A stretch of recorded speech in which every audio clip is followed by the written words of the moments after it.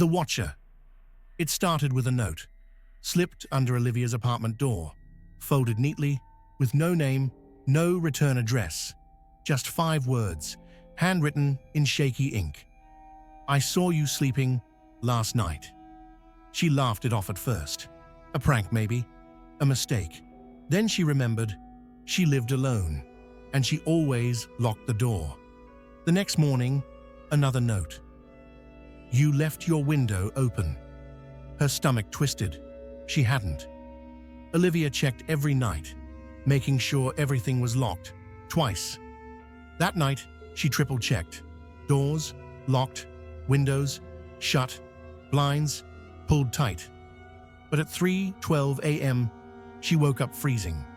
The bedroom window was wide open. The curtains swayed gently, and on the floor beneath it, another note. You looked right at me. Olivia barely slept after that. The police weren't much help. No signs of forced entry, no security footage in the building, no fingerprints on the notes. Probably just a prank, the officer said. Don't worry. But Olivia was worried, because that night she heard it. A creak, soft but unmistakable, inside the apartment. She held her breath, gripping the sheets. She wanted to turn over, to look, but something told her not to. She stayed frozen, eyes shut, listening, the sound of breathing. Slow, measured, right beside the bed. A whisper brushed against her ear. I know you're awake. Morning came, and the apartment was exactly as she left it. No signs of entry, no footprints, just a new note on the kitchen counter. You're making this too easy. That was enough. She packed a bag and left, staying with a friend across town. For 2 nights, she finally slept. But on the 3rd night, her friend shook her awake, pale-faced. There's a note, she whispered. They found it taped to the front door. You can't hide from me. Her blood ran cold, because it wasn't her friend's address on the envelope.